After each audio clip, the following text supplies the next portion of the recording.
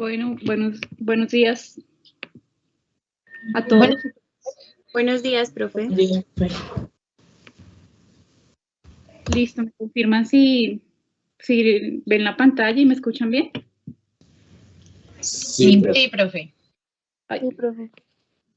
Listo. Entonces, la clase pasada, entonces vimos el virus de la rabia, el cual causa encefalitis, o sea, signos nerviosos, y del mismo grupo de la rabia encontramos los virus relacionados a la rabia. Vimos que tienen diferentes reservorios, como son los carnívoros domésticos,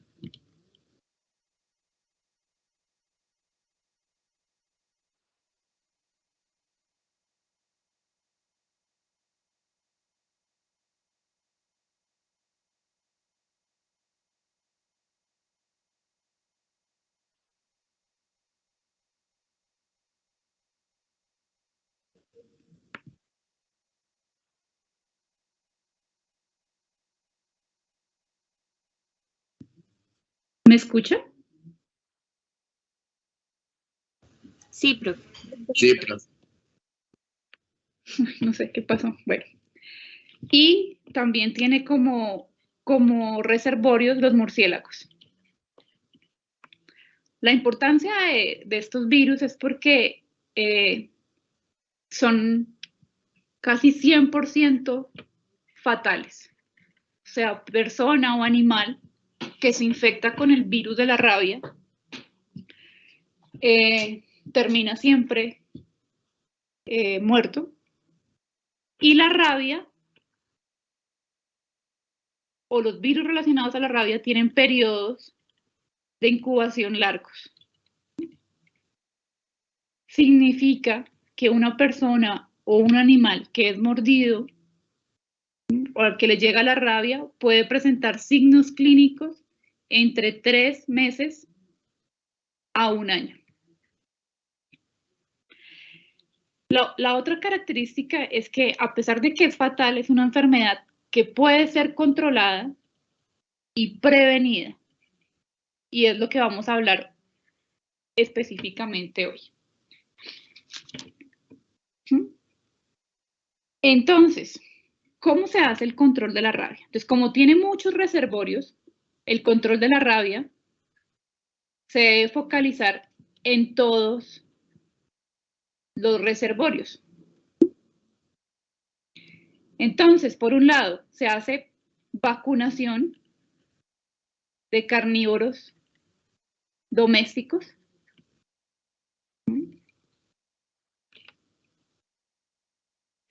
En países donde ya se establece dónde están las poblaciones de carnívoros domésticos, entonces se hacen vacunación de carnívoros salvajes. En países donde circulan los murciélagos, se hace un control de murciélagos. Específicamente de los murciélagos hematófagos. Y en humanos, la pregunta es, ¿se vacunan o no se vacunan los humanos? Se vacunan los humanos que tienen contacto con estas especies. Entonces, nosotros como veterinarios, ¿sí? Nuestro plan vacunal, antes de comenzar la clínica, se recomienda que nosotros seamos vacunados. O sea, los médicos veterinarios se deben vacunar. ¿Quién más se debe vacunar? El personal del laboratorio que trabaja con este virus. Las personas que trabajan en zoológicos, por ejemplo. Básicamente son los que se recomiendan la vacunación. Sin embargo, quiero adicionar aquí un cuadradito. La pregunta es, ¿la rabia es el único virus que se puede tratar? Entonces, no sé si alguno ha escuchado que cuando una persona es mordida y no se sabe si el individuo tiene rabia, pero básicamente lo primero que se hace en un humano cuando es mordido con un perro con rabia es la vacunación. Entonces vamos a ver paso a paso. Para el control de la rabia tenemos básicamente lo que se hace para controlar la rabia en las diferentes especies es la vacunación, ¿sí? Lo que se busca con la vacunación, y eso ya lo sabemos nosotros con esta pandemia, es que se vacune varios individuos para tener una inmunidad poblacional. O sea, que al vacunar, los individuos aumenten sus niveles de anticuerpos y de alguna manera, cuando el individuo es desafiado a ese virus, ya tiene anticuerpos y el virus no va a poder ingresar al individuo. Existen entonces diferentes tipos de vacunas para el control de la rabia. Por un lado, tenemos las vacunas vivas atenuadas. Como su nombre lo indica, entonces son virus que tienen la capacidad de replicarse, ¿sí? Entonces, estas vacunas inicialmente se producen en tejido nervioso. Normalmente, entonces, se toma el cerebro, se hace un macerado del cerebro de un animal infectado y este cerebro, entonces, se le hacen pasajes seriados. O sea, se coge ese cerebro que está positivo al virus, se comienza a inocular cerebros de ratón. Entonces, este virus se coge, se inocula a un ratón, después un segundo ratón y así sucesivamente. Eso significa pasajes seriados. ¿Cuál es la finalidad de esto? Disminuir la virulencia del virus.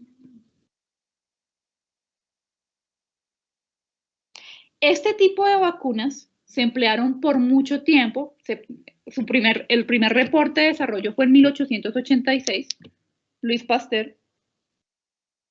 Y se imaginarán que como es un virus vivo y se produce en cerebro, comenzaron a presentar los individuos vacunados tenían complicaciones neurológicas.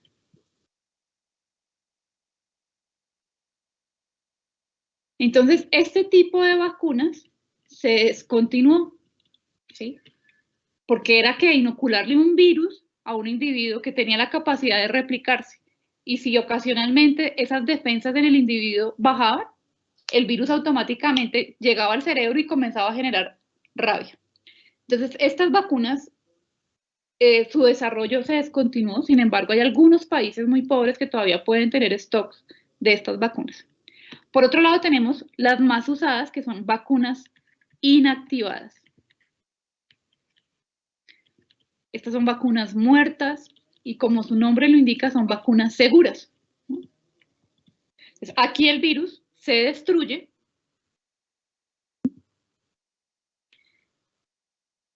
y pues son las que son empleadas en humanos,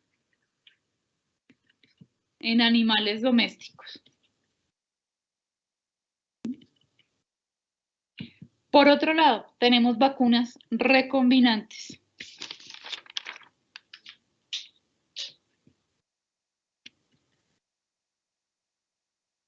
Es una vacuna recombinante, es una vacuna que emplea un vector,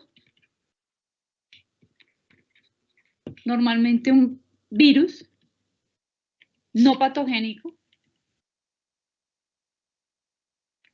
que tiene, ese virus no patogénico tiene un segmento de la rabia. Esa es una vacuna recombinante. Entonces, por ejemplo, la vacuna nuevamente de AstraZeneca, entonces se emplea como vector un adenovirus y se le metió una parte del coronavirus. En este caso, vacuna de la rabia emplea como vector también un adenovirus y se le introduce una proteína, la más inmunogénica del virus de la rabia, que es la proteína G. Entonces, existen 3 tipos de vacunas. Las más usadas son las vacunas inactivadas por su seguridad. Las vacunas recombinantes, ¿en qué población son usadas? En carnívoros salvajes.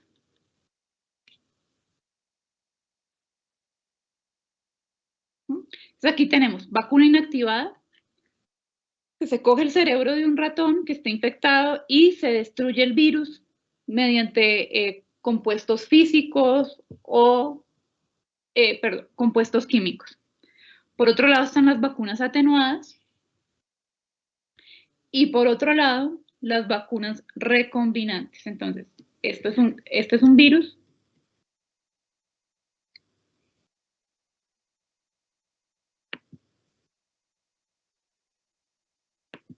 y se le introduce a este virus la proteína G de la rabia. Si se acuerdan, entonces este es el virus de la rabia. La proteína más inmunogénica es esta, la proteína G. Entonces, en laboratorio solamente se saca la proteína G del virus y se introduce dentro de un adenovirus para generar una vacuna. Listo. ¿Me permiten un momento?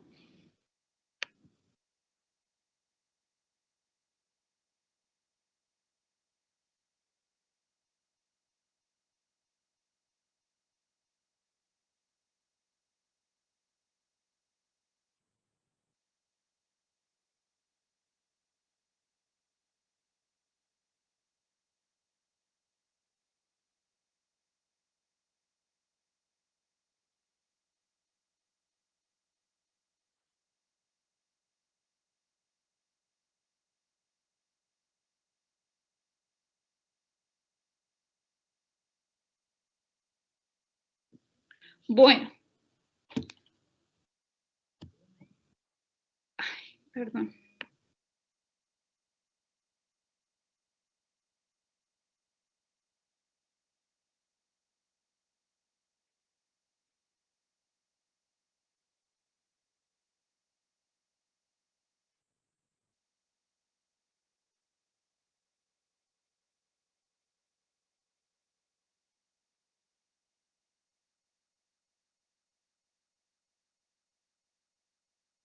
Listo, qué pena con ustedes que estaba aquí molestándome, preguntándome unas cosas.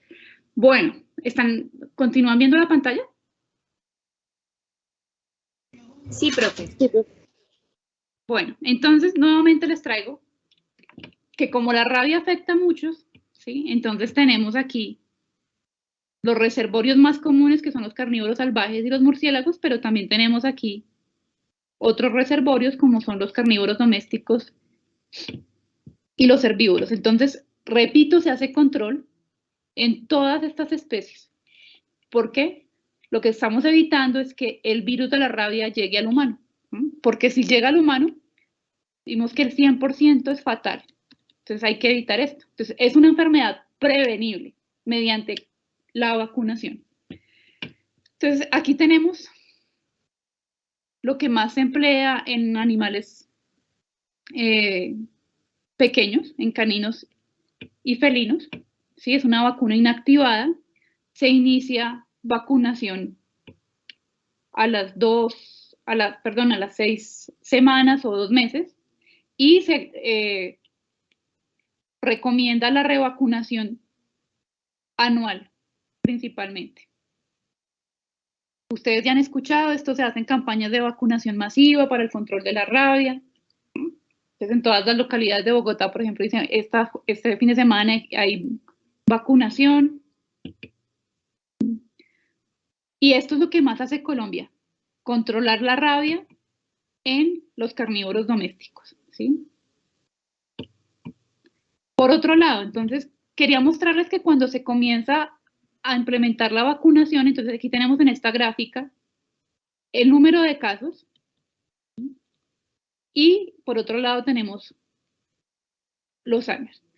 En verde que vemos, resulta que la vacunación en Estados Unidos se comenzó a implementar para carnívoros domésticos en 1950.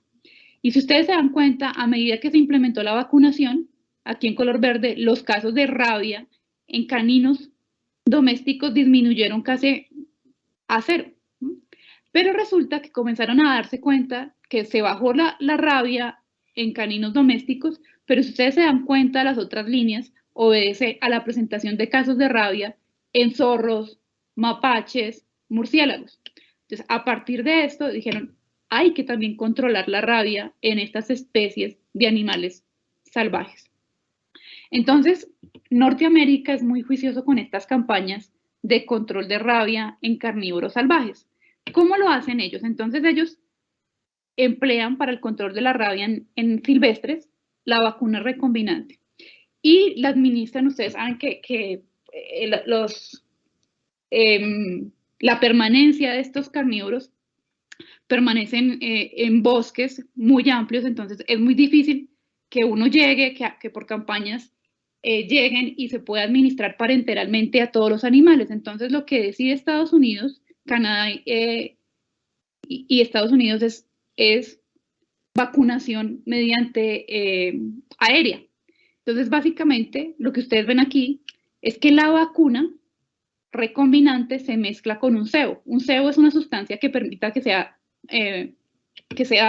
agradable al comer. Entonces la vacuna es mezclada y por vía aérea ellos comienzan a lanzar esta vacuna en las áreas donde habitan los animales silvestres. Con esta estrategia, entonces ellos se dieron cuenta, ¿sí? Aquí lo vemos miren, en el 87, estaban todavía los casos de presentación de rabia alta en estas especies silvestres. Y a medida que comenzaron a implementar este programa de control de vacunación aérea, si se dan cuenta, para el 2000 ya hay pocos casos de presentación de rabia en especies salvajes. Entonces, esta es una alternativa, la hace en la actualidad Estados Unidos y Canadá para el control de rabia en animales silvestres. ¿Sí? ¿Vamos bien hasta acá? Sí, profe. Profe, yo tengo una pregunta. Señor Kevin. Es que no te entendí muy bien. Cuando, digamos, un individuo, un ser humano, es mordido por un perro que se sabe que tiene rabia, ¿se vacuna inmediatamente? Sí, ¿O ya no hay nada que hacer ahí? No, ya vamos a ver. Ya vamos para allá. Primero les estoy diciendo cómo se puede controlar en individuos que no tienen la rabia, ¿cierto? Frida. Vale, profe. Bueno, Colombia no es... Perdón, aquí el perro ladrando.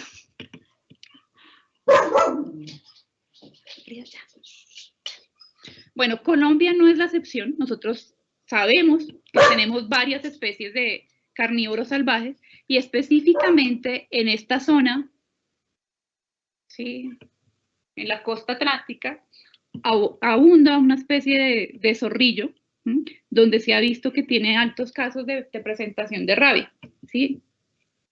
Entonces,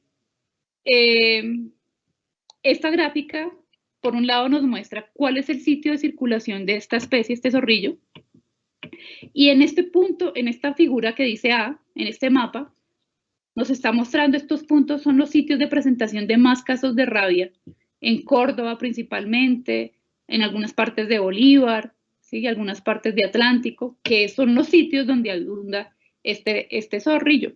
Entonces, se ha estimado que en Colombia este zorrillo, o este zorro, infecta a los caninos domésticos y así llega más fácil al humano.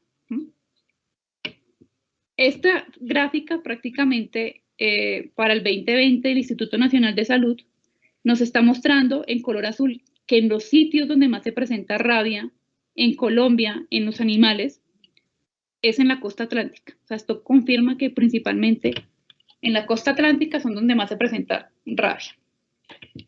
Entonces la pregunta aquí es, ¿Colombia cómo hace el control de rabia en animales silvestres? Pues prácticamente es nulo, ¿sí? Porque esa campaña aérea de lanzar las vacunas pues es muy costosa.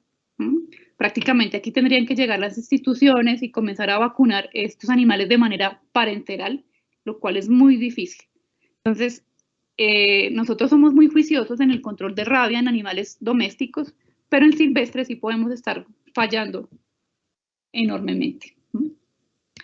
Por otro lado, también tenemos que hacer un control de rabia en animales en producción, bovinos, equinos, porque ellos son susceptibles. Pero básicamente estas especies son susceptibles, ¿por qué? Principalmente por los murciélagos. Entonces, en estas especies, sean equinos o bovinos, también se implementa la vacunación. Entonces, normalmente, en muchas zonas, específicamente en la costa, por ejemplo, se ha instaurado ya la vacunación obligatoria de los bovinos. Lo otro que se hace es control de vectores. Entonces, se vacunan los bovinos o equinos y se hace control de vectores. ¿De quién? De los murciélagos. Los hematófagos. En donde hay casos compatibles con rabia, o sea, que comienzan a presentar sintomatología nerviosa a los animales, el ICA se dirige a estos predios. Este animal con sintomatología nerviosa lo sacrifica y recupera el cerebro. Y el cerebro es lo que se lleva a los laboratorios para evaluar. ¿Qué le va a hacer? Entonces, en la clase pasada vimos que se puede hacer histopatología para que en el cerebro se busquen los corpúsculos de Negri y también se puede hacer RT-PCR. ¿Sí? Si en ese caso, en esta finca, con estas pruebas salió positiva, ¿sí? Entonces se va a hacer una caracterización de la zona para contener el virus en este sitio y ya vamos a ver cómo lo hace. Entonces, primera parte, en bovinos, ¿qué se hace? Vacunación, o bovinos o equinos. La primera vacunación es a los 6 meses y posteriormente se revacuna cada año o cada 2 años. ¿Listo? ¿Dónde se vacuna? Específicamente en las zonas donde se ha visto mayor circulación de rabia. Meta, la costa atlántica. Segunda cosa que se hace, para el control de vectores, o sea, de murciélagos, hematófagos, entonces a los bovinos, a veces de manera intravenosa, se les aplica un anticoagulante. Entonces, si en ese predio ustedes han evidenciado mordedura de murciélagos, ¿sí? Y posiblemente hay signos nerviosos, entonces lo que se recomienda es comenzar a administrar intravenosamente anticoagulante. ¿Cuál es la finalidad? Que cuando el murciélago llega a ese bovino, al tener la sangre anticoagulante, pues va a generar que el murciélago pues, no pueda coagular su sangre y termine muerto. ¿Listo? Entonces, esto es para mostrarles que desde que Colombia instauró la vacunación obligatoria en los bovinos, en las zonas afectadas, el número de rabia a nivel nacional ha disminuido. Básicamente es esto. Entonces, miren, en el 2003 tenemos una figura que comparte Fedegan, y en el 2003, en rojo son los casos, y en azul son el número de animales vacunados. Entonces, ¿qué tenemos acá? La vacunación a inicios del siglo 2000 a 2010 prácticamente era nula. Y se dieron cuenta que los casos de rabia iban en aumento. ¿Listo? Posteriormente, entonces, se instaura, se decide a partir del 2013, se instaura vacunación obligatoria en las zonas donde hay evidencias de circulación del virus de la rabia y se dan cuenta en el 2017 el número de animales vacunados aumentó 4 millones, 5 millones y los casos de rabia comenzaron a disminuir. Conclusión, a mayor vacunación, mayor control de rabia. Esto, si se dan cuenta, es para bovinos, para equinos, para carnívoros domésticos, salvajes. O sea, importantísimo vacunar en rabia. Listo. ¿Cómo se hace el control de vectores de murciélagos? Entonces, donde hay sintomatología de rabia, en estas zonas en bovinos, entonces se hace un control de vectores específicamente, llega el ICA y lo que el ICA hace es colocar estas mallas, ¿sí? Para que el murciélago quede aquí, como ven, atrapado. ¿Sí? Esto lo hacen de noche, porque ustedes saben que el comportamiento de los murciélagos es en las noches. Entonces, una vez colocan estas mallas, las dejan un tiempo, capturan un murciélago, como ven ahí, y posteriormente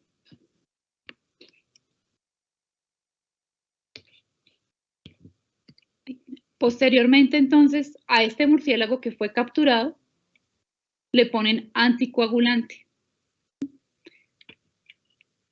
¿Qué pasa? Resulta que este murciélago o puede ser hematófago, ¿cierto?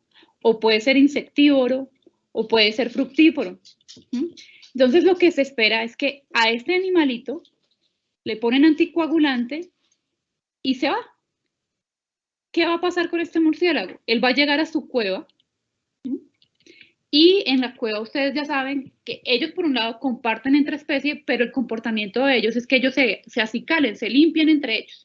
Entonces, lo que se espera es que al aplicar anticoagulante en este murciélago, por comportamiento de los murciélagos, el anticoagulante pueda llegar a otros murciélagos. Lo importante aquí es que idealmente esto se tiene que hacer para hematófagos, porque si se hace con estas poblaciones, pues estamos destruyendo otras especies que tienen una importancia en los ecosistemas grandísima. Bueno, eso es básicamente lo que se hace.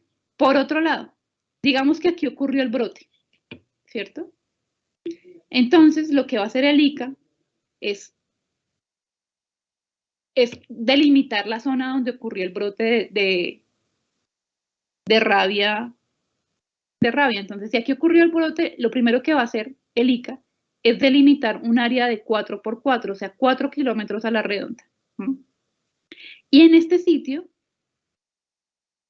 es donde hace la captura de murciélagos. Porque si hay rabia, indudablemente es por murciélagos. ¿Cuáles? Hematófagos. Entonces, aquí es donde va a hacer ese control de murciélagos y es donde va a aplicar el anticoagulante para que ellos vayan. Posteriormente, también delimita la zona, esto llamémoslo zona 1, delimita la zona a zona 2. Entonces, ahora la delimita en 12 kilómetros a la redonda donde ocurrió el brote. ¿Y aquí qué va a hacer? Entonces, si hay rabia, lo que va a hacer es comenzar a vacunar los predios cercanos en ese sitio. ¿Sí? ¿Para qué? Para aumentar los niveles de anticuerpos, cosa que si llegan otros murciélagos, pues estos bovinos que están cercanos estén protegidos. Y después ya en zona 3 ya es como zona de alerta que la vive pues de alguna manera vigilando por un tiempo. Eso es lo que hace el ICA. Entonces, este es un brote que se presentó en el 2013, específicamente en Cauca. Entonces, aquí, en rojo, es donde se presentó el brote de rabia en bovinos. Entonces, ¿qué hizo el ICA? Un área de 4 kilómetros a la redonda, aquí captura a los murciélagos y les aplica el anticoagulante. Posteriormente, el otro área de 12 kilómetros a partir de ese foco, y aquí comienza a instaurar vacunación de todos los predios, ¿sí? Porque más o menos este es el área donde puede principalmente circular los murciélagos. ¿Listo? Profe, Señora. yo tengo una duda. ¿El tiempo de incubación del virus en el murciélago es el mismo que digamos en el humano o en ellos dura más? Bueno, no les he dicho esto. ¿Qué pasa con los murciélagos? Resulta que los murciélagos son una especie muy interesante porque aparentemente, por un lado, ellos tienen muchas defensas. Por un lado, ¿qué pasa? Resulta que muchos de los virus se encuentran en los murciélagos. O sea, nos ponemos a mirar. Rabia está en los murciélagos, Aparentemente todas esas epidemias por coronavirus han surgido de los murciélagos. El virus de ébola, Nipah, Hendra, ¿sí? Surgen de los murciélagos y se han encontrado también, por ejemplo, influenza en murciélagos. Entonces, por un lado, la pregunta ahora es, los murciélagos son infectados por varios virus. Pero la siguiente pregunta es, ¿los murciélagos se enferman o no contra esos virus? Y aparentemente la inmunidad de los murciélagos es una cosa completamente diferente. Se ha visto que los murciélagos tienen varias como citoquinas antivirales, por así, para que me entiendan. Entonces, de alguna manera, ellos controlan la infección. ¿Sí? O sea que ellos sí, reciben el virus puede que se replique, pero en baja concentración. Y al replicarse en baja concentración significa que los signos clínicos son leves, para rabia cualquier cosa. Conclusión, si un murciélago se infecta con rabia, ¿cuál es la sintomatología clínica? Sí, hay evidencias que ellos terminan muertos, pero la sintomatología es como rápida, o sea, casi ni se ve. ¿Listo? Vale, profe, gracias. Bueno, entonces esto es para contarles nuevamente qué se hace en campo en las ganaderías. Entonces, cuando hay un caso neurológico, el ICA o incluso usted puede cortarle la cabeza al bovino, la cabeza completa, y la manda la cabeza completa en una cava, en una nevera de icopor refrigerada. Y que esto llegue en menos de 24 horas al ICA, que es el que puede estudiar esta enfermedad. Ustedes me van a decir, pero ¿por qué no hace la necropsia, saca el cerebro, ¿cierto? Y lo manda al laboratorio. Eso también se podría. Lo que pasa es que cuando usted ya saca el cerebro, esto se digiere rápidamente, el cerebro se descompone fácilmente y específicamente en tierra caliente, ¿sí?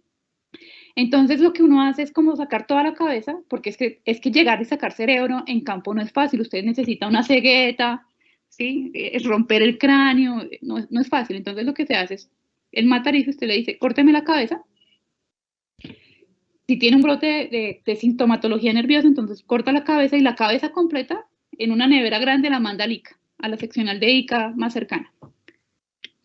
El cerebro también se puede mandar, pero repito, esto se descompone rápidamente. Entonces, si coge el cerebro, si tiene la fortuna de recuperar cerebro, tiene las ceguetas, lo manda rápidamente, mejor dicho, que llegue el mismo día al laboratorio. Porque cuando ya se degrada, se destruye, ya no podemos hacer diagnóstico. Entonces, esto lo manda al laboratorio del ICA.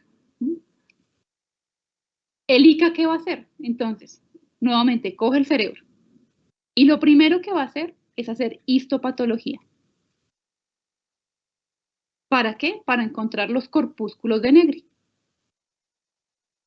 ¿Qué es esto? Pues, virológicamente, los corpúsculos de Negri son las fábricas virales. Son los cuerpos de inclusión que el virus deja cuando se está replicando. Y estas se ven al microscopio. Lo otro que hace el ICA es que coge el cerebro y hace una RT-PCR para amplificar el genoma. Listo. Resulta que ni por cerebro ni por PCR encontraron rabia, entonces determinan que este predio es negativo a rabia. Por otro lado, hicieron esas pruebas, por histopatología encontraron los corpúsculos de Negri, hicieron RT-PCR y amplifica, y es positivo. Entonces, aquí es que hacen todo lo que les acabo de decir. Entonces, comienzan a hacer vacunación de los animales, lanzan una alerta epidemiológica donde el ICA va, acordona el área, la delimita, ¿sí? Manda un reporte al Instituto Nacional de Salud, porque normalmente siempre pueden haber humanos cercanos que pueden estar también susceptibles, y se comienza a hacer una vigilancia del área, 10, 20 kilómetros a la redonda. La pregunta aquí, bueno, salió positivo, esto es lo que se hace. Y si salió negativo, ¿qué cosas pueden ser? ¿Ustedes ya vieron bacterianos nerviosos?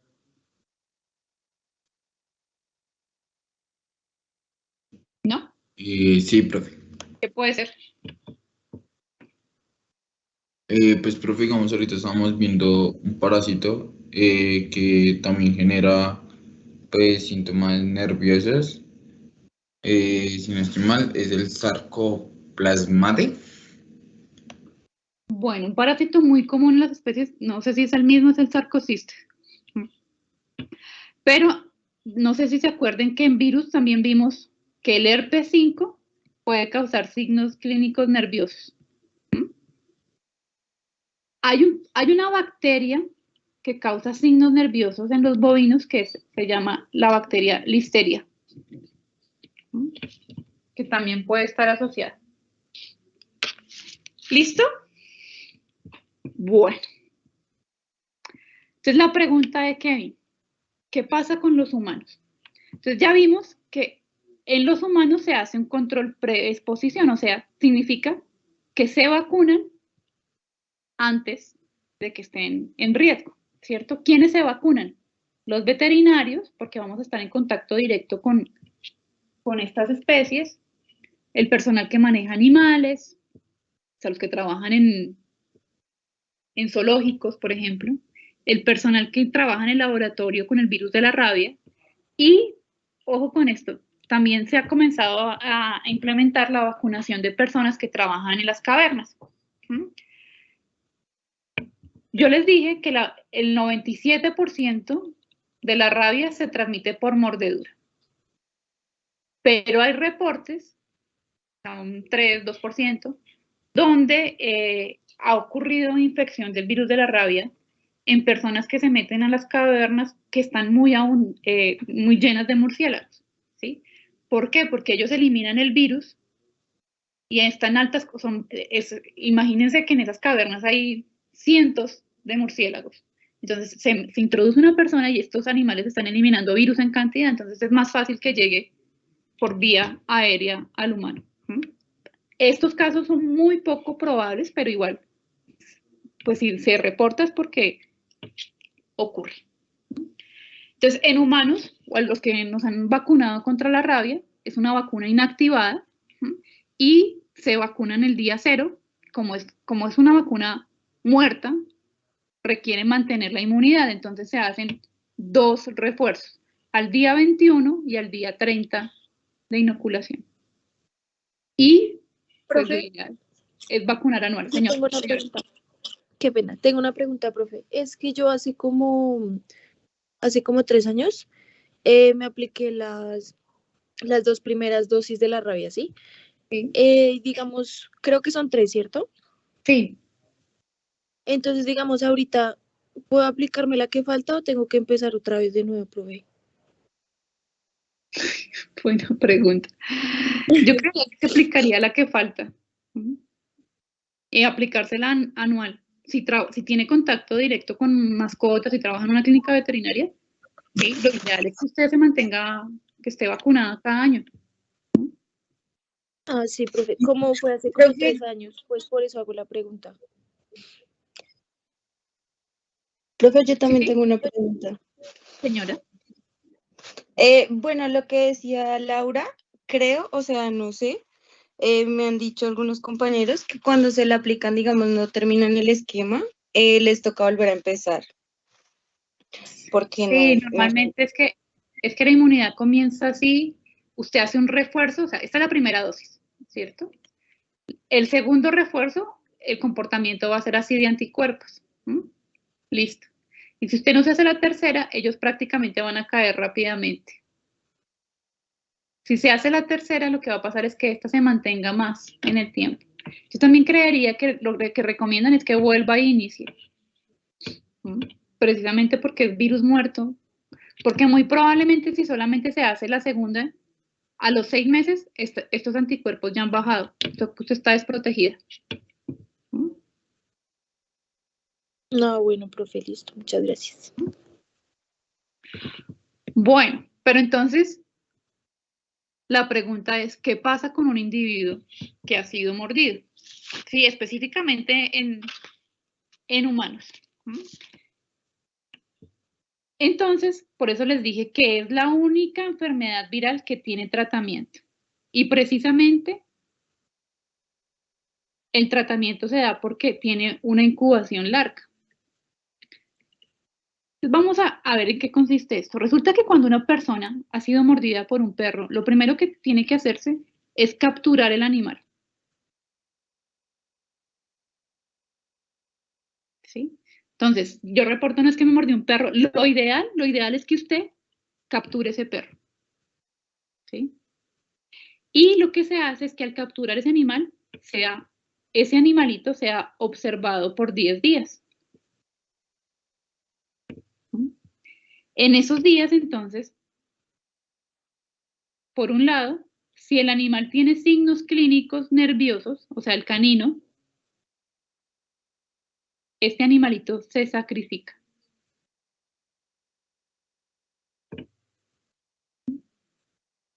Y bueno, al sacrificar, entonces se manda la cabeza al laboratorio y hacen un diagnóstico. Si no tiene signos clínicos, pues se deja en libertad y aparentemente usted no tiene rabia. El otro panorama es que en la mayoría de los casos no se captura el animal, ¿cierto? A veces son perros de callejeros, se desconoce el propietario. Entonces, usted capture o no capture el animal, tiene que hacer 3 cosas.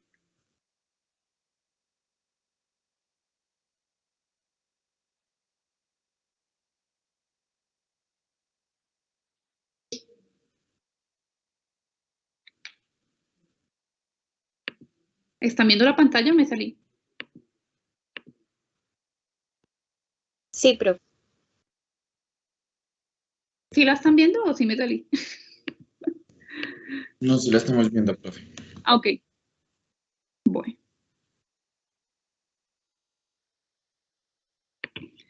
Entonces, por un lado, digamos, se capturó el animal. Y si usted tuvo la suerte que ese animal no tiene signos clínicos en un lapso de 10 días, pues usted no tiene rabia. Si ese animal lo capturó y sí tiene signos clínicos, tiene que hacer lo siguiente. Pero también, si no captura el animal, tiene que hacer lo mismo. O sea, capture o no capture el animal, ¿qué van a hacer? Lo primero, limpieza de la herida.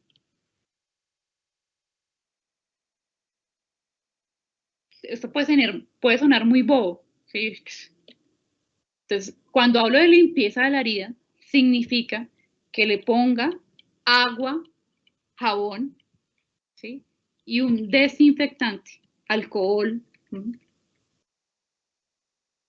¿Qué está pasando acá? Entonces, si este es el músculo, y aquí lo mordió el perro, aquí está la herida, ¿sí? Lo que usted está haciendo, aquí el virus, recuerden que el virus viaja muy lento, ¿sí? Entonces, lo que usted está haciendo aquí es tratar de...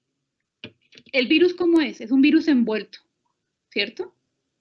Entonces, si usted aplica agua, jabón, de alguna manera está destruyendo este virus aquí en la zona de la herida. Nunca suture las heridas, una mordida.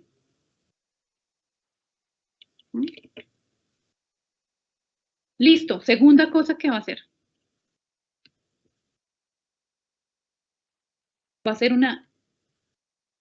o le van a el instituto una inmunización activa. ¿Qué significa una inmunización activa? Es vacunarlo.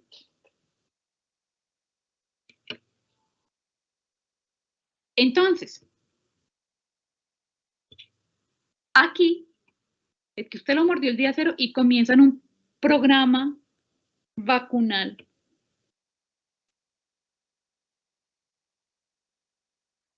7 dosis seguidas.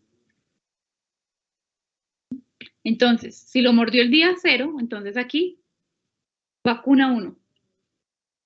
Eso es vacunación con una vacuna inactivada. Al siguiente día, otra dosis vacunal. Al siguiente día, otra dosis vacunal. Al siguiente día, otra dosis vacunal. Al siguiente día, otra dosis vacunal. Usted me va a decir, pero ¿por qué tanto? ¿Por qué son tan exagerados? Por lo siguiente, si este es el comportamiento del virus, ¿cierto? Entonces, este es el día 0. El virus tarda más o menos 3 meses en mostrar signos clínicos. O sea que en este tiempo el virus lo que está haciendo es viajando por las terminaciones nerviosas, ¿cierto? Entonces no hay cantidad de virus, ¿cierto? Lo que usted está haciendo, sometiéndose a tantas inmunizaciones con una vacuna, es lo siguiente. Es que usted inmuniza aquí, ¿cierto? Y los anticuerpos más o menos cuando comienzan a aumentar al día 10, ¿sí? Entonces, lo que va a hacer es que cuando el virus comience a replicarse, usted ya tenga anticuerpos que bloqueen ese virus. ¿Listo? Esa es por eso que ustedes han escuchado que una persona que ha sido mordido con rabia, lo que se recomienda es 7 vacunaciones, anteriormente las hacían en el ombligo, ya es a nivel aquí del brazo, 7 vacunaciones seguidas. ¿Para qué? Para aumentar los niveles de anticuerpos. Cosa que cuando el virus comience a replicarse, esos anticuerpos ya controlan esa replicación. ¿Listo? Profe, una duda. Señora. ¿Esto que se hace en humanos no se podría hacer en animales? Lo que pasa es que es muy costoso. Y normalmente usted no ve un animal, porque es que usted a veces los ve que por comportamiento, ellos a veces, mejor dicho, cuando el canino tiene sintomatología nerviosa, que ya tiene aquí la salivación profusa, ahí ya no hay nada que hacer, ¿sí? Porque ya tiene síntomas clínicos, ¿sí? Y normalmente usted no ve un canino antes que tenga rabia, porque por comportamiento ellos están mordiendo, jugando, ¿sí? Prácticamente se da cuenta que tiene rabia es cuando ya tiene los síntomas, ¿sí? Buen día. Ah, ok, profe, gracias. Entonces, este tratamiento se hace en humanos. Entonces, limpieza de la herida, inmunización activa. Y hay otra cosa que se puede hacer. Voy a borrar aquí.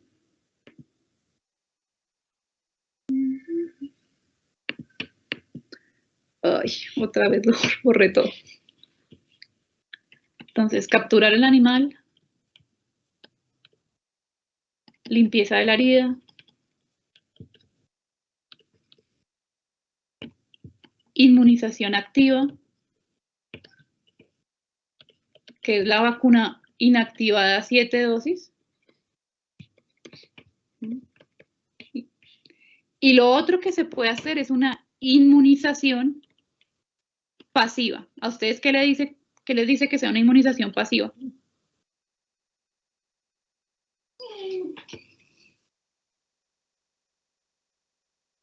¿Y se realiza con algún tipo de intervalos de tiempo, doctora? No. No han visto Profe, ninguna eso no es con necesidad, ajá, con lo del calostro, con lo de los anticuerpos de la madre. Entonces, espérese. Hay 2 tipos de inmunización pasiva. Por un lado, es la administración, partamos que es la administración de anticuerpos, ¿sí? Por un lado, ¿quién nos administra anticuerpos? Los anticuerpos de la madre en el calostro. Y por otro lado, hay anticuerpos que se venden, que se conocen como suero hiperinmune. ¿Sí?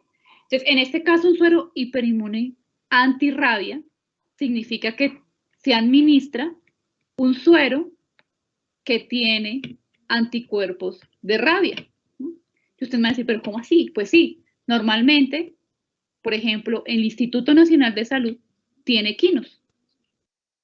Y estos equinos son, por ejemplo, vacunados con la rabia.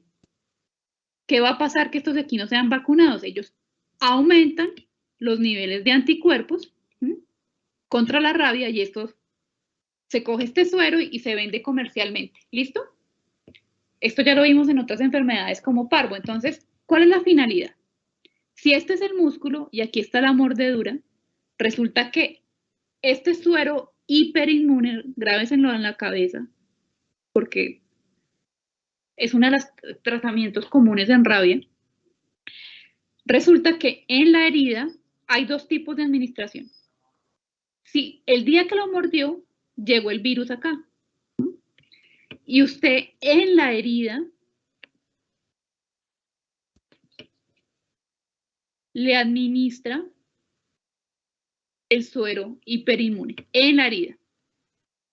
Porque lo que usted está haciendo es que en la herida este virus sea aquí controlado. ¿Sí? ¿Listo? La otra forma es que también sea administrado de forma parenteral, cosa que si ya llegó, trate de ser bloqueado. ¿Mm? ¿Listo? Esas 4 cosas se hacen, que lo vemos acá. Entonces, lavado de la herida con mucha agua, jabón, desinfectante. Fíjense la administración de la vacuna en humanos, 7 dosis, día 0, 1, 2, 3, 4, 5, 6, y se refuerza el día 10, el día 20, el día 60. ¿Cuál es el objetivo de tantas vacunaciones? Ustedes ya saben que si el individuo día 0 lo mordió, los anticuerpos surgen entre el día 7 al día 12 más o menos.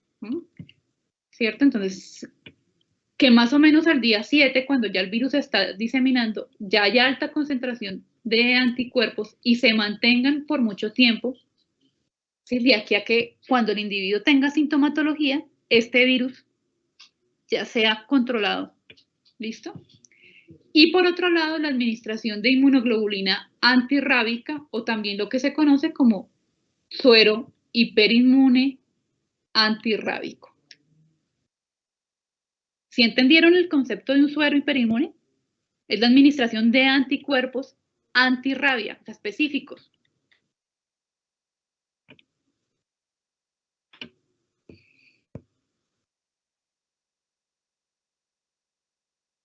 ¿Sí? Sí, profe. Con este tratamiento hay muchas personas que se han salvado del virus de la rabia. Entonces, por eso les dije que es el único virus que tiene tratamiento, porque siempre les digo, no, es que no hay tratamiento, este es el único. Y básicamente el tratamiento consiste en vacunar, inmediatamente ocurre la mordedura. Esto es para mostrarles entonces en qué consiste el suero hiperinmune. Es administración de inmunidad pasiva, o sea, la administración de anticuerpos. Por un lado, se administra en la zona de la herida, cosa que en la herida ya tan pronto lo muerden, ese virus sea controlado en la zona de la herida, o se puede administrar de forma intramuscular. Hay 2 tipos, inmunoglobulina o suero hiperinmune antirrábico humano, que indica que es producido en humanos, o inmunoglobulina IG antirrábica en equinos, que básicamente lo que nos muestra es que es producida en equinos. Esta es más barata.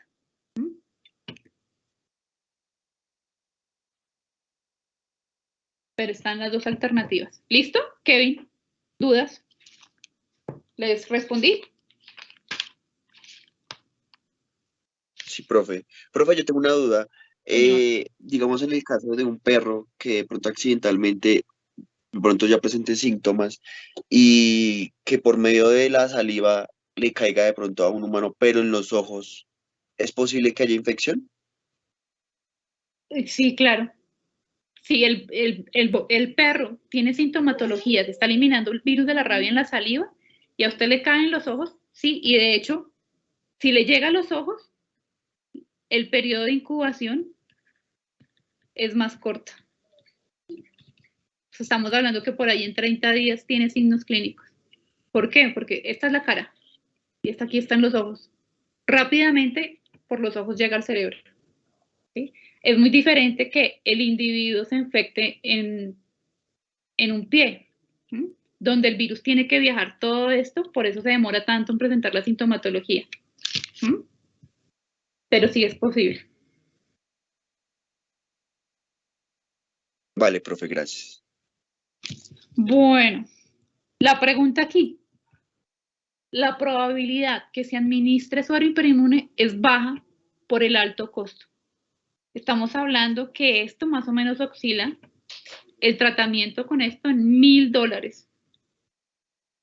Entonces es más barato administrar la vacuna.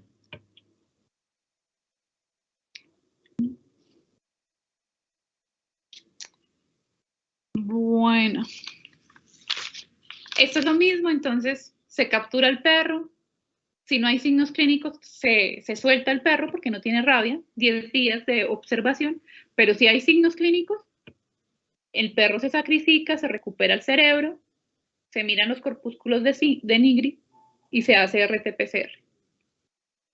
Y aquí nos dice, listo, es positivo. Pero muchas veces no contamos con que se capture el perro. ¿Sí? Entonces hay que lavar la herida, administrar la vacuna por 7 días seguidos y suero hiperinmune o suero antirrábico. ¿Cuál es la finalidad en los dos? Aumentar los anticuerpos y que estos anticuerpos bloqueen el virus y no pueda replicarse. Les puse esta foto porque no solamente la rabia está asociada a perros, sino también esta foto nos está mostrando la mordedura de un murciélago fructífero. No solamente los hematófagos tienen la capacidad de transmitirlo, sino aquí es una persona que trabaja con esta especie y esta mordedura aquí pequeñita, y no se ve aquí, es ocasionada por este murciélago. Esto es lo mismo, las campañas que hace la Secretaría de Salud, normalmente nos vienen diciendo, lávese la herida, vaya al centro de salud, en el centro de salud le hacen seguimiento a las personas, ¿sí? Cómo se siente, tiene sintomatología, etc.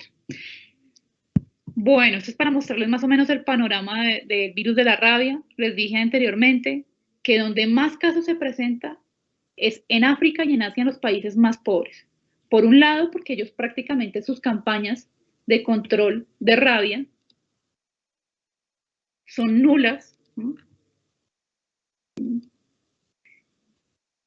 En gran parte del continente africano pues no se hace un control, entonces por eso todavía se siguen presentando rabia humana.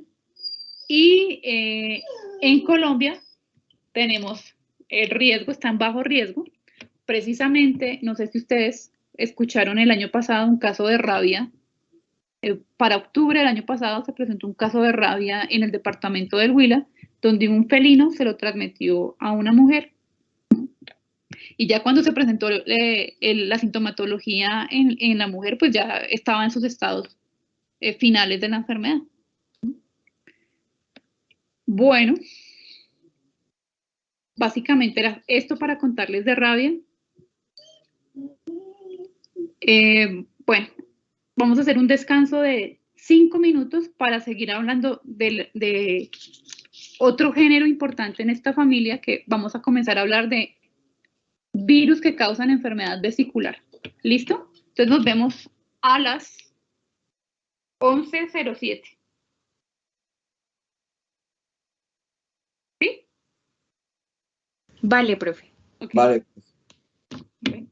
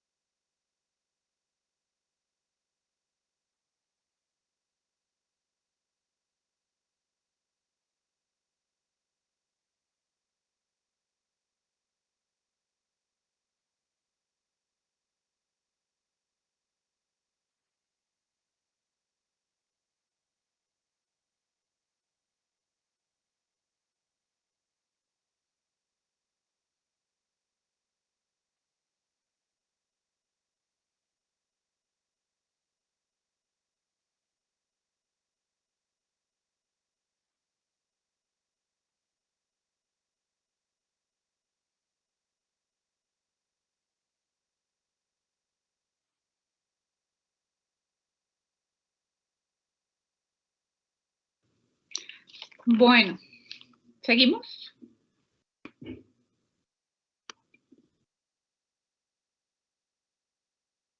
¿Me escuchan? ¿Listo? Sí, Sí, profe. profe. Sí, profe. Entonces, preguntas de rabia, ¿todo claro? ¿Asustados? Más o menos. Por mi parte, todo claro. Sí, profe, la verdad, sí, está bastante complejo. ¿Que la enfermedad o la enfermedad para el parcial? La enfermedad para el parcial.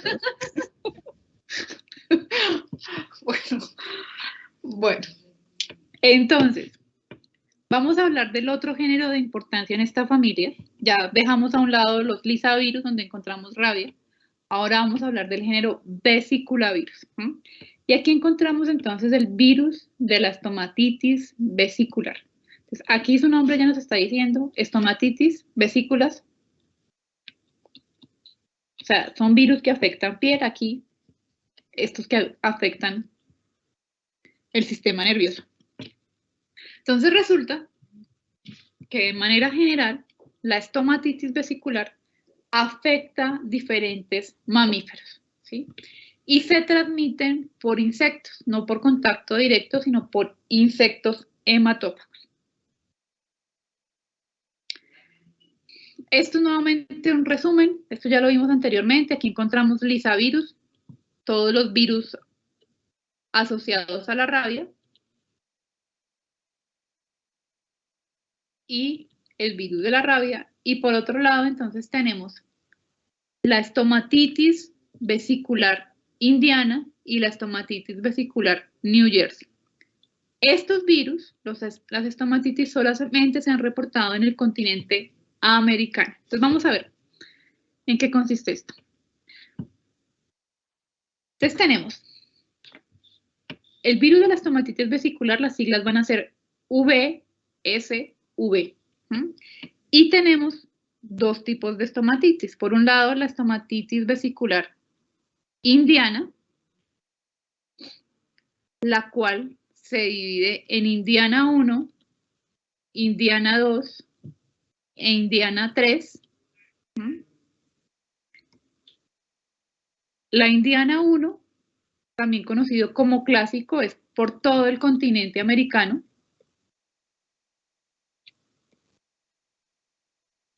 Indiana 2, también conocido como cocal, por un nombre en una parte específica que se encontró en Brasil. Y Indiana 3, conocido también como Alagoas, que es el sitio. El Indiana 1 es el que está por todo el continente, Indiana 2 en Brasil, Indiana 3 en Argentina. Tenemos la estomatitis vesicular New Jersey.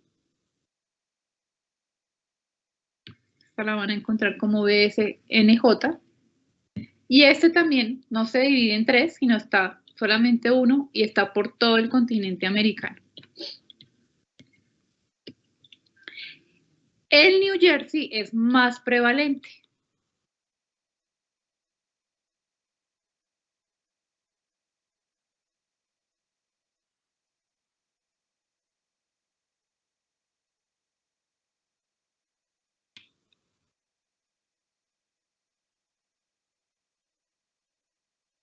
Bueno, entonces ya vimos que se transmiten por mosquitos. Uno, sea Indiana o New Jersey, afectan diferentes mamíferos. ¿Cuáles? Bovinos, porcinos, caprinos, equinos. Y resulta que se ha encontrado también en humanos, o sea que es un virus zoonótico.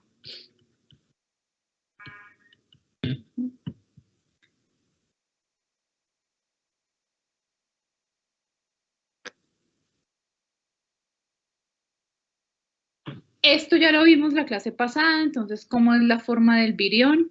Tiene total 5 proteínas. 3 proteínas unidas al RNA.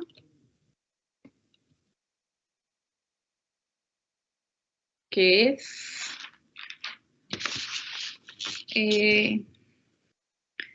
la L, la N y la P, y 2 proteínas de membrana, como la M y la G. Y aquí vemos el genoma.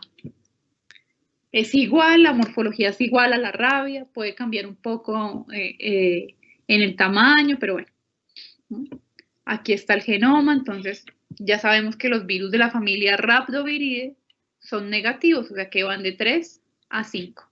Y aquí están todas las proteínas que genera el genoma. Esto ya lo vimos. No me voy a centrar en esto. ¿Cómo es el ciclo? Entonces, el primer paso en un ciclo es cómo el virus se une a la célula, ¿sí? Y el receptor que emplea el virus de la estomatitis es la fosfatidilcerina. Entonces, la proteína G, todo este virus, se va a unir a la fosfatidilcerina. Ese es el primer paso. ¿Cómo va? Aquí vemos que al ingresar por endocitosis, en esta vesícula disminuye el pH. Al disminuir el pH, vemos aquí en la fotografía de la derecha que se aumentan los iones y esto hace que el aumento en los iones y la baja pH va a hacer que se destruya la envoltura y se libere, como vemos acá, el RNA. Paso 3, entonces, es la decapsidación. Luego, este genoma, como es negativo, entonces ahora tiene que convertirse en positivo para poder generar las proteínas. Después de formar las proteínas y replicarse, entonces se va a ensamblar y finalmente el virus sale por gemación. Entonces fíjense que en gemación llega el RNA aquí replicado, ¿sí? Con sus proteínas unidas al RNA y comienza a empujar la membrana hasta adquirir la envoltura de la célula. Bueno. Entonces, nuevamente, 2 tipos de vesiculavirus, Indiana 1, Indiana 2, Indiana 3, y estomatitis vesicular, New Jersey. La mala noticia para Colombia es que en Colombia circula la estomatitis vesicular indiana, ¿no? Y circula la estomatitis vesicular New Jersey. O sea que cualquiera de estas 2 cepas causan estomatitis vesicular en Colombia. Los 2 se encuentran acá.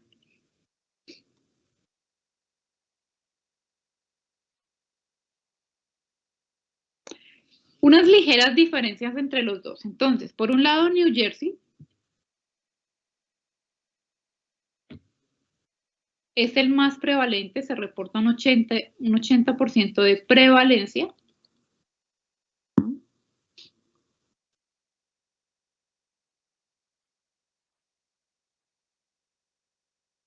Por lo tanto, este es el que genera mayor número de epidemias.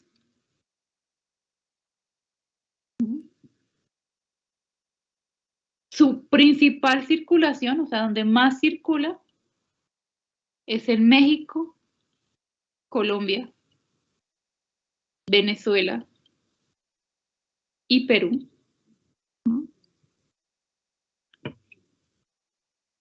En el otro, Indiana, tenemos 3 tipos, Indiana 1, Indiana 2, Indiana 3.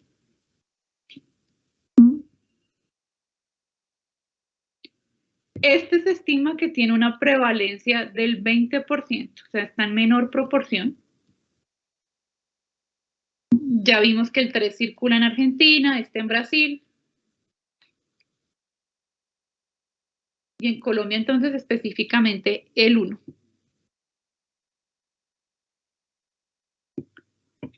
Los 2 se transmiten por mosquitos, por insectos hematófagos.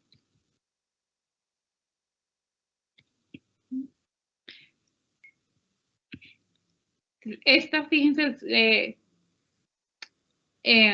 la distribución de estos virus, donde más se presenta continuamente brotes, Colombia, Perú, Ecuador, ¿no? Y la parte de Centroamérica. Y en el estomatitis indiana, en gris, nos muestra prácticamente la distribución de indiana, que es prácticamente todo Centro y todo Suramérica.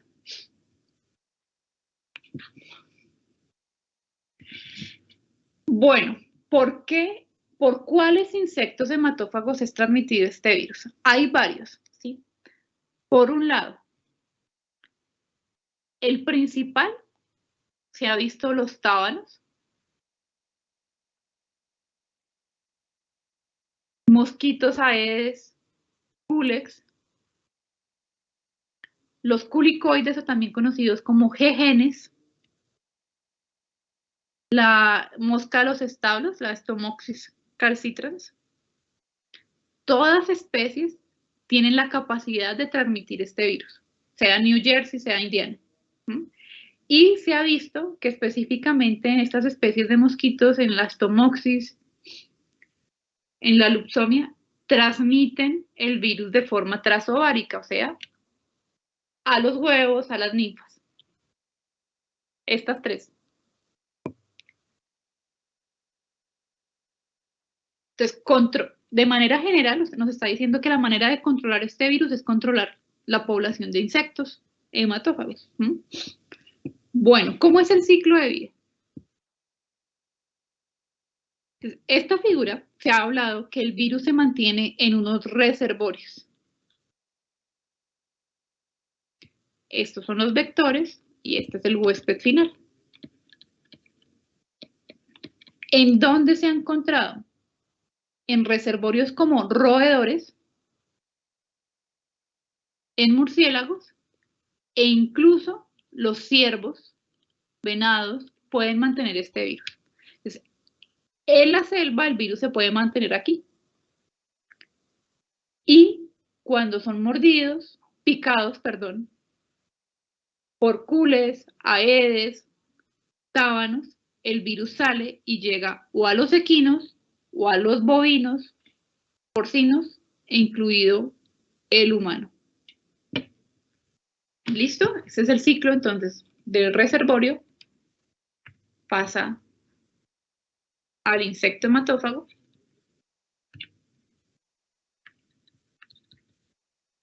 y finalmente al huésped final.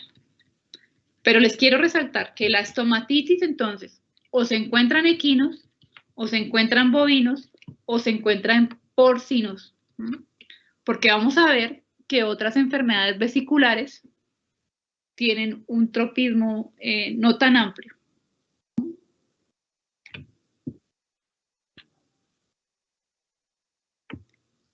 En Colombia se ha visto que el reservorio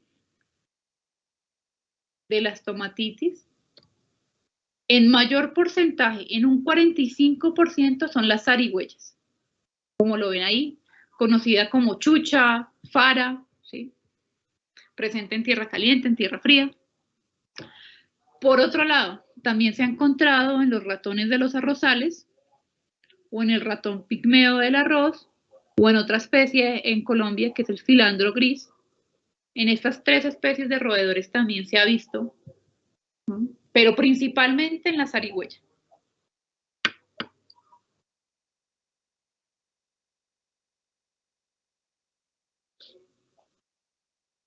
¿Cómo es la patogénesis entonces de esta enfermedad? Entonces, aquí tenemos la Stomoxys o mosca de los establos, y por la picadura, igual que las encefalitis, el virus es tomado por las células dendríticas de piel.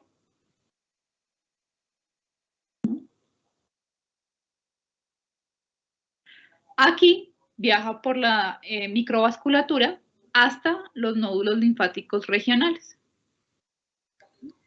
Entonces, picadura, células de Langerhans o células dendríticas, viaja por los vasos sanguíneos, el virus hasta los nódulos linfáticos regionales. ¿Mm?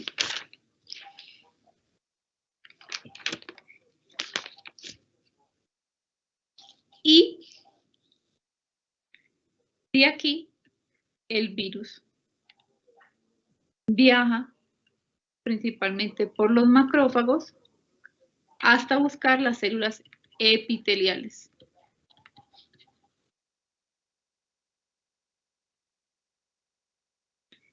En el epitelio, ¿sí?, el virus destruye las células, ¿sí?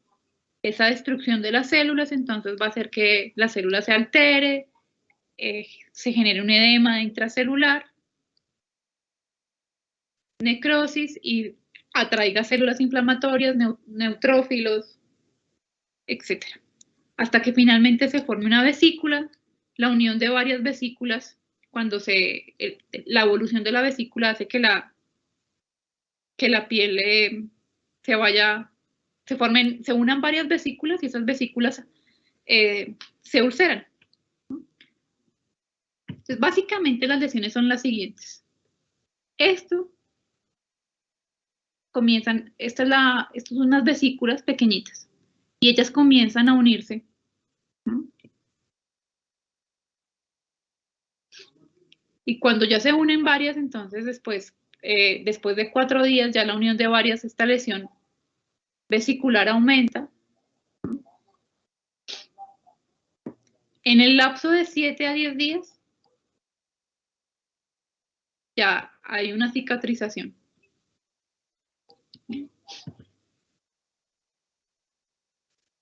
Estas lesiones, ¿dónde aparecen? En el hocico, en la ubre y en el espacio interdigital o el rodete coronario.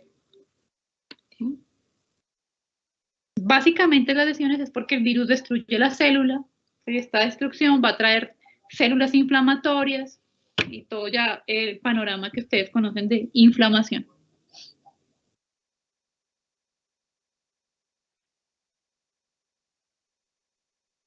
Estas lesiones, entonces, repito, bovinos, equinos, porcinos.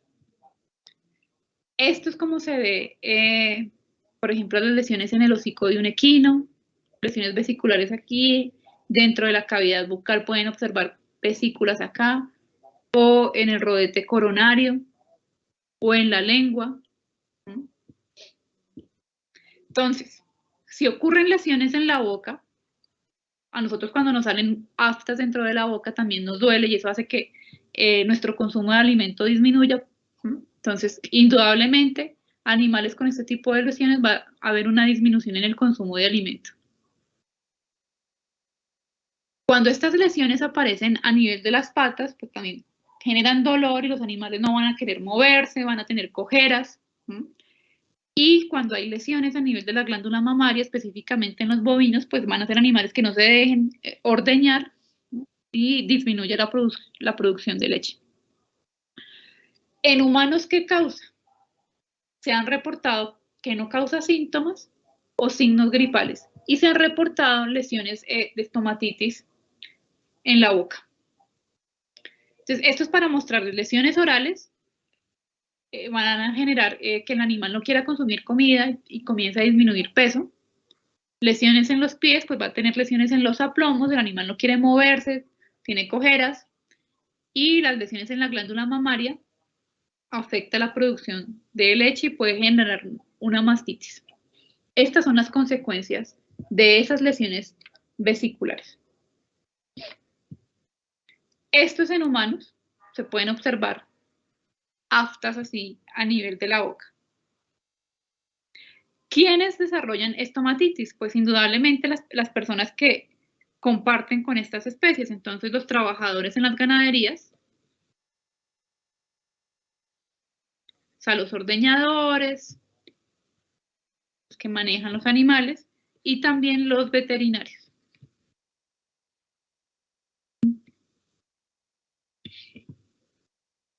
sea, que es el personal que tiene contacto directo con los animales, pero no porque el virus se transmita de forma directa, sino porque si el virus, si hay un brote de estomatitis, como es transmitido por mosquitos, entonces fácilmente puede llegar por picadura al humano.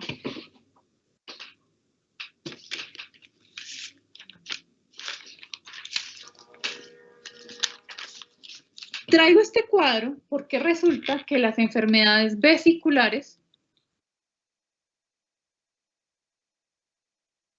son muy comunes en cerdos.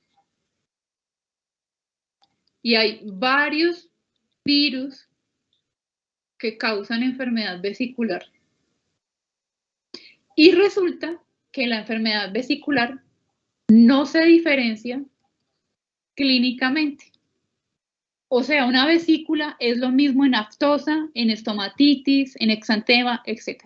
La única manera para que usted diferencie una enfermedad vesicular es por pruebas diagnósticas de laboratorio. O sea, al ojo no se puede diferenciar. Porque estas lesiones que yo les muestro acá, esta misma lesión la causa estomatitis vesicular, la causa el virus de la fiebre aftosa. La causa, ¿así? Bueno, es para que lo tengan en cuenta los que están trabajando el ABP de cerdos. Por eso les traigo esta tabla. Entonces resulta, me voy a adelantar aquí un momento. No, dejé una hoja en blanco. Bueno. Entonces, resulta que tenemos en cerdos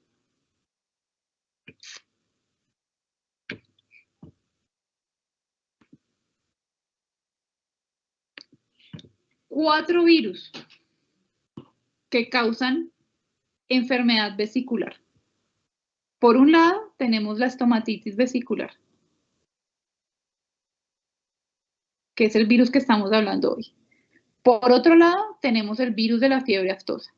Por otro lado, tenemos el exantema vesicular del cerdo. Por otro lado, el virus de Seneca virus. Estos cuatro afectan al cerdo. O sea, que cuando hay una enfermedad vesicular, hay que pensar en estas cuatro. Entonces, los que tienen el ABP, aquí les estoy diciendo que cualquiera de estos virus son los que pueden estar circulando. Resulta que en bovinos son susceptibles solamente a la estomatitis vesicular y a la fiebre aftosa. Los bovinos no se infectan por Seneca virus ni por exantema vesicular del cerdo. Y los equinos solamente son susceptibles a la estomatitis vesicular, o sea, el virus que estamos viendo hoy.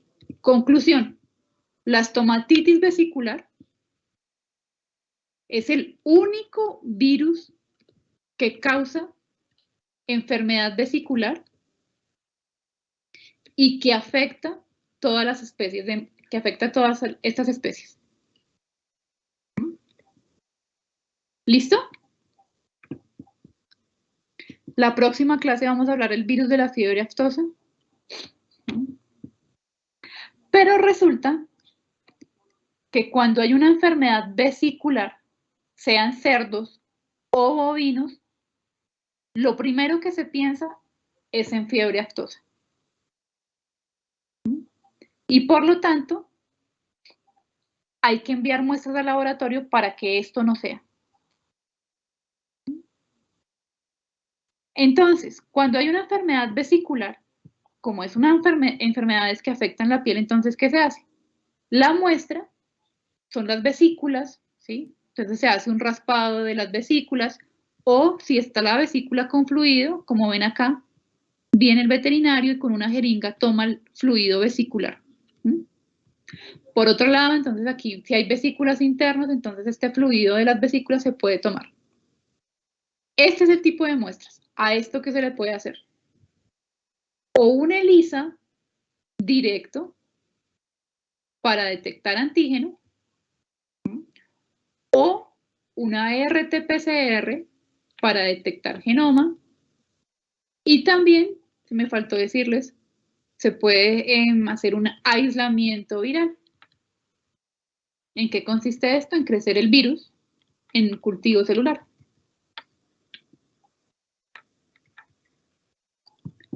Estas 3 muestras sirven para hacer estas 3 técnicas. Entonces, esto es lo mismo que les acabo de decir, o se toma el líquido de las vesículas, o se toma el epitelio de las vesículas, o hisopos de las vesículas, donde ustedes vean vesículas.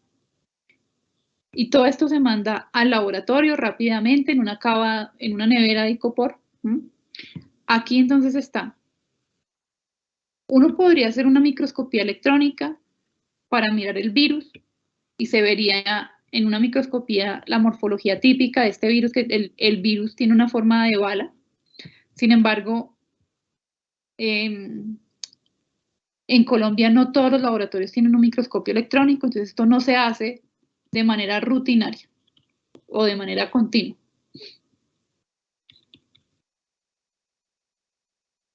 Lo otro que se podría hacer para detectar el antígeno es aislamiento viral. Se coge la vesícula o el líquido y se pone en un cultivo y se espera que forme un efecto directo en las células. Esta técnica es de alto costo, requiere tiempo. Entonces, lo que más se hace para detectar el antígeno es un ELISA directo. Entonces, esto ustedes ya saben, es una plaquita. Para detectar el antígeno, entonces tiene aquí anticuerpos específicos para el virus. Cuando hay un brote de estomatitis C, lo primero que se hace es un ELISA directo y aproximadamente 5 horas tenemos ya resultados.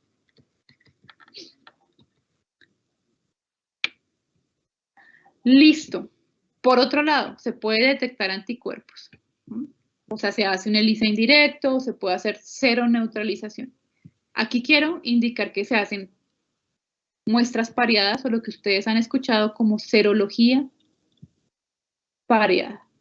¿En qué consiste esto?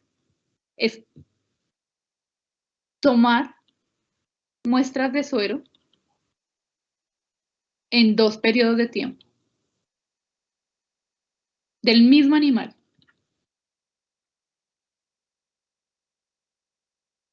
Y mirar el comportamiento de los anticuerpos. ¿Por qué se hace esto? Porque básicamente si el animal se infectó el día de hoy, día 0, digamos que a los 15 días tiene anticuerpos, entonces ellos comienzan a crecer y se mantienen, ¿cierto? Si el individuo, digamos que esto fue infectado. Si el individuo, por ejemplo, es infectado, va a tener los títulos anticuerpos más altos, pero si es vacunado, los anticuerpos pueden bajar rápidamente. Entonces, básicamente, cuando se toman 2 muestras de suero en 2 periodos de tiempo diferentes, lo que se hace es mirar si los anticuerpos suben o bajan. Esto se puede hacer en esta enfermedad y en muchas otras enfermedades para mirar qué pasa, cómo se comportan los anticuerpos en un animal en un periodo de tiempo. Disminuyen, bajan, se mantienen igual. Y por otro lado, se puede hacer una RT-PCR o detectar el genoma a partir de fluido vesicular. Bueno, ya para finalizar entonces, el virus de la estomatitis vesicular se controla en Colombia principalmente mediante vacunación. Entonces existe en Colombia, la produce el Laboratorios Becol, que es colombiano, es una vacuna inactivada. Y como en Colombia circula la estomatitis New Jersey e Indiana, tiene las 2 cepas. Es New Jersey e Indiana. ¿Dónde se vacuna? En sitios donde hayan brotes de enfermedad, donde circula el virus, no en todo el país. Esto se puede hacer. Por otro lado, lo que también se hace es realizar control de vectores. Entonces, todas estas mosquitas que tiene este animal, pues lo ideal es hacer baños para eliminar estas moscas. También se recomienda desinfectar equipos de manejo animal. ¿Por qué? Normalmente, entonces, si el bovino tiene estas vesículas o el porcino y se utiliza un lazo para diferentes animales, en el lazo puede haber virus. Entonces se recomienda desinfectar equipos, lazos, máquinas de ordeño, todo lo que tenga un contacto común entre los animales.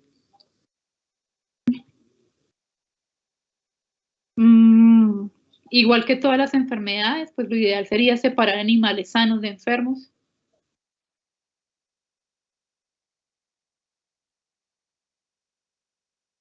Y por otro lado, a veces se aplican soluciones tópicas antibacterianas para evitar el crecimiento de bacterias en estas zonas que están ulceradas.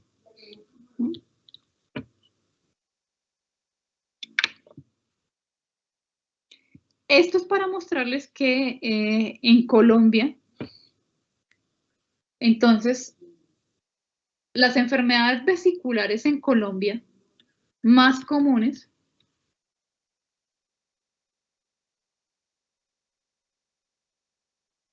o son la fiebre aftosa o es el virus de la estomatitis vesicular. Entonces, cuando se comienza a instaurar la vacunación de aftosa, el número de casos, entonces aquí tenemos en los 80 que la aftosa tenía alto número de casos y a medida que se implementó la vacunación obligatoria, el número de casos disminuyó. Y en color azul ven que como no se hacía vacunación para estomatitis, los números de casos de estomatitis comenzaron a aumentar. ¿Cuál es el panorama en la actualidad? En la actualidad, hace 2 años, la fiebre aftosa no circula en el país.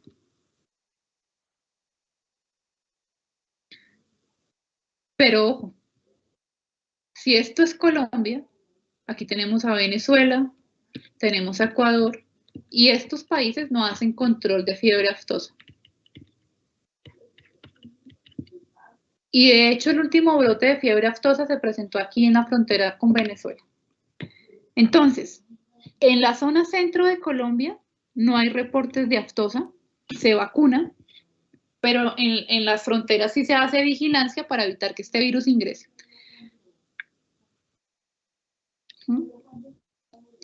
Entonces, ¿qué pasa en Colombia? Puede circular fiebre aftosa, pero con baja probabilidad. Circula estomatitis, circula exantema vesicular del cerdo y circula Seneca virus. Recuerden, estomatitis vesicular, ¿a quién le da?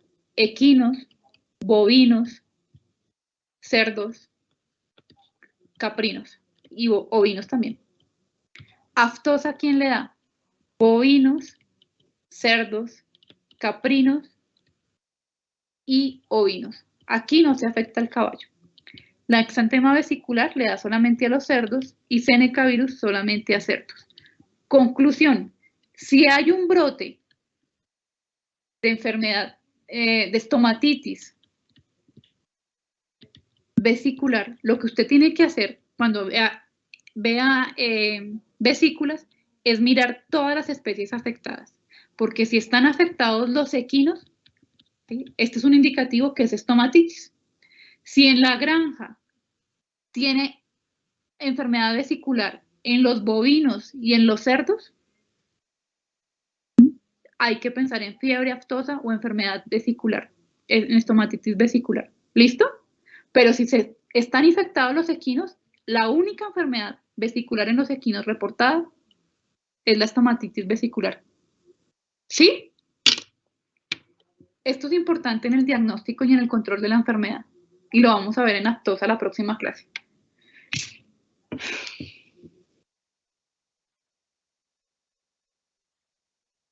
¿Me escucharon? Sí, profe. Señora. Dime. Es zoonótico. La estomatitis vesicular es zoonótica. Es el único. La aftosa es no zoonótica. Y ese tampoco.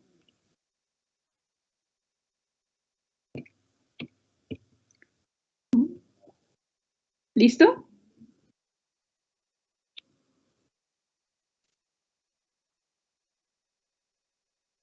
Bueno, entonces nos vemos el viernes 7 a.m. para la clase de aftosa. Entonces, no sé, los que tengan cerdos en el ABP, pues ya pueden estar pensando claramente qué enfermedad coger. ¿Listo? Listo, profe. Bueno, no sé. Si no hay más preguntas, entonces nos vemos el viernes.